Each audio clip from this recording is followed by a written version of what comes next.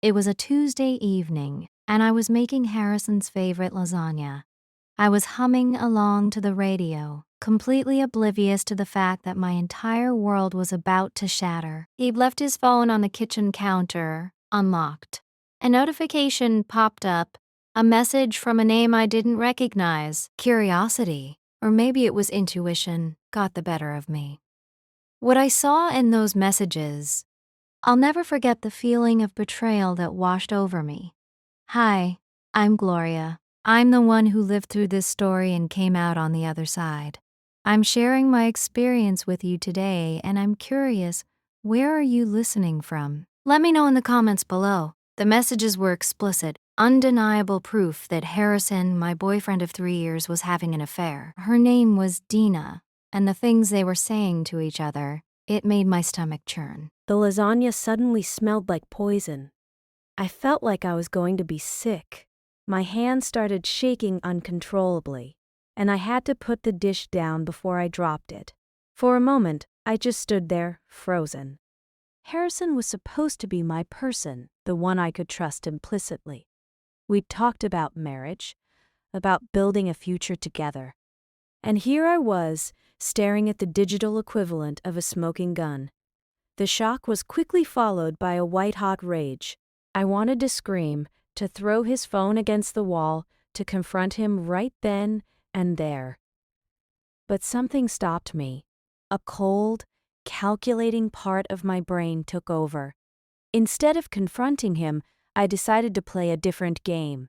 A game of patience, observation, and meticulous planning.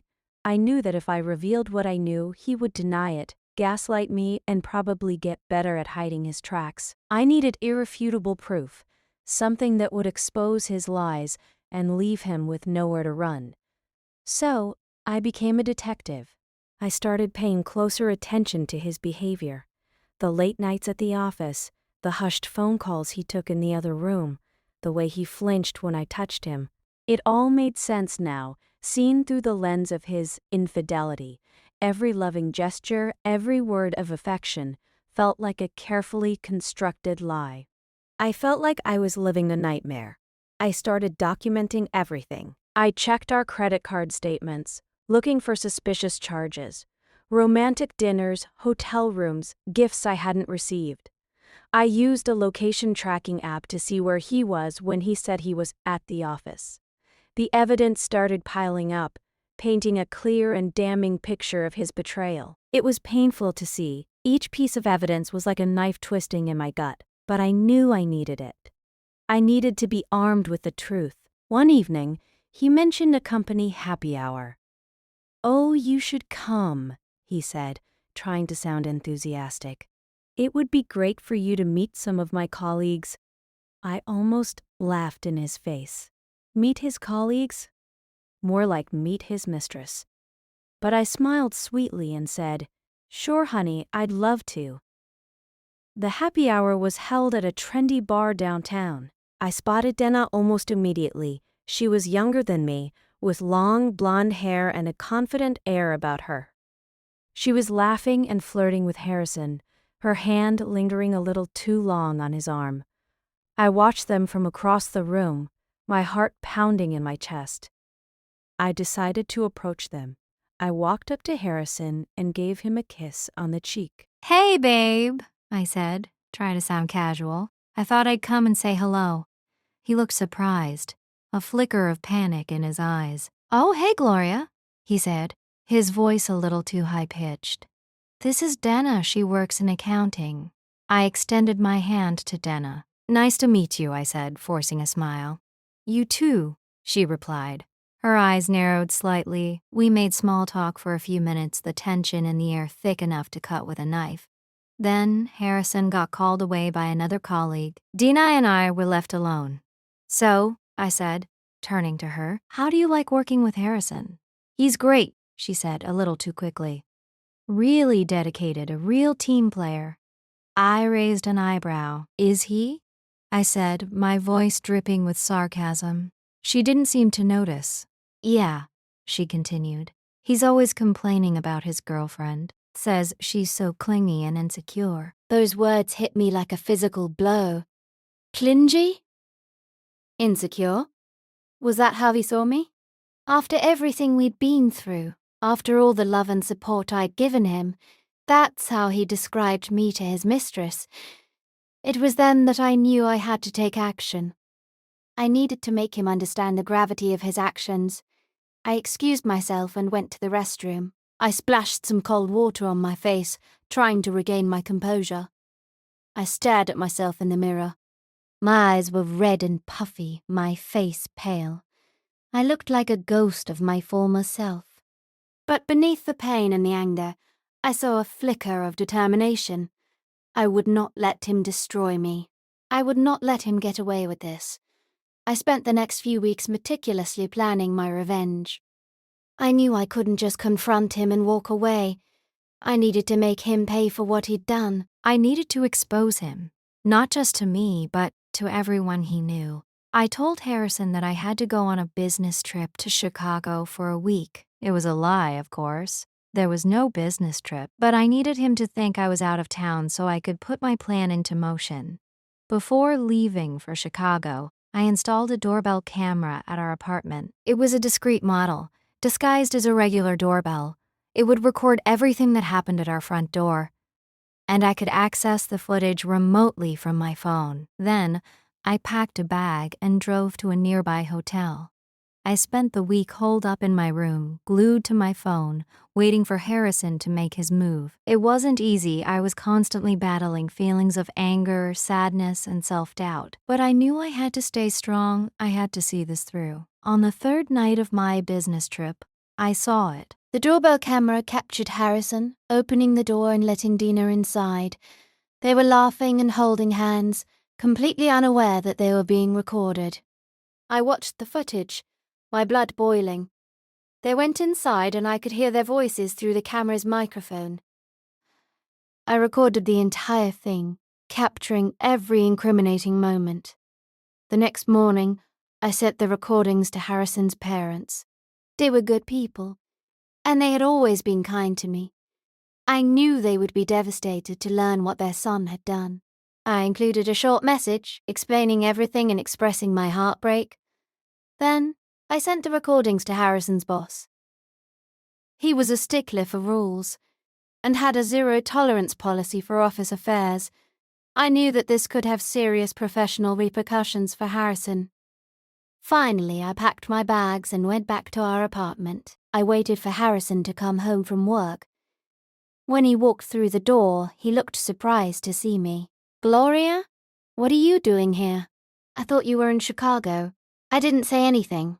I just handed him my phone, with the doorbell camera footage playing on the screen. He watched it in silence, his face draining of color. When it was over, he looked up at me, his eyes filled with fear and shame. "Gloria, I can explain," he stammered. "There's nothing to explain, Harrison," I said, my voice cold and hard. "I know everything. I told him that I had sent the recordings to his parents and his boss. I told him that I was leaving him, and that I never wanted to see him again. He begged me to forgive him. He said it was a mistake, that he loved me, that he couldn't live without me, but I didn't believe him. His words were empty, meaningless. He had broken my trust, and I could never forgive him for that. I packed my things and moved out of the apartment that day. I found a small, affordable place in a different part of town. It wasn't much, but it was mine. It was a fresh start. The aftermath was brutal. Harrison was suspended from his job. His parents were furious with him. He lost his friends, his reputation, and his life as he knew it. I felt a sense of satisfaction knowing that he was suffering the consequences of his actions, but it didn't bring me any joy. It didn't erase the pain or heal the wounds. I spent the next few months focusing on rebuilding my life. I separated my finances from Harrison's. I started going to therapy to deal with the emotional trauma. I reconnected with old friends and made new ones.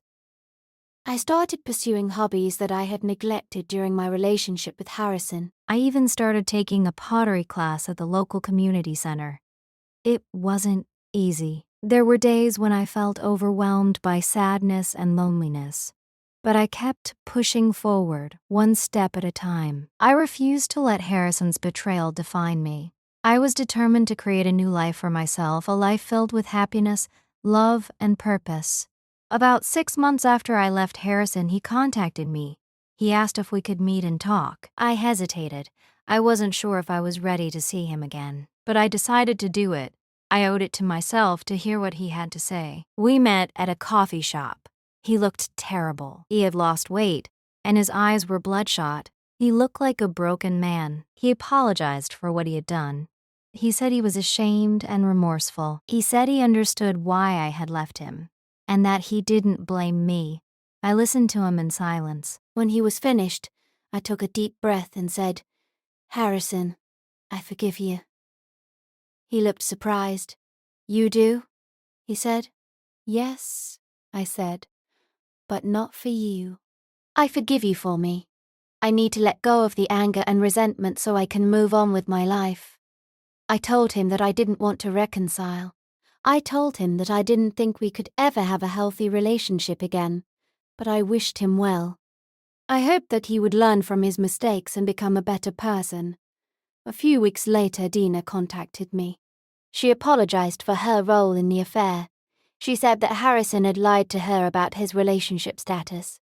He had told her that we were separated and that he was planning to leave me. I didn't know whether to believe her or not, but I accepted her apology. I realized that she was also a victim in this situation.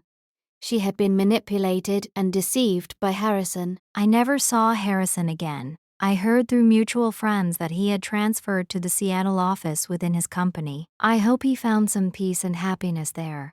On my birthday that year, I received a package in the mail. It was from Harrison's mother. Inside was a beautiful hand-knit scarf and a heartfelt letter. She wrote that she was proud of me for standing up for myself and that she would always consider me part of the family. That letter meant the world to me. It was a reminder that even in the darkest of times, there is still hope for love and connection. My life is different now. I'm stronger, wiser, and more resilient. I know what I want, and I'm not afraid to go after it. I've learned that betrayal can be a catalyst for growth, and that forgiveness is a gift we give ourselves. The world may sometimes seem very unpredictable and unfair. You may get cheated and played. But remember to always have hope and love, because at the end of the day, that is what makes the world go round. And that's my story. I hope it inspires you to stand up for yourself and to never settle for less than you deserve. Please subscribe to my channel for more stories like this.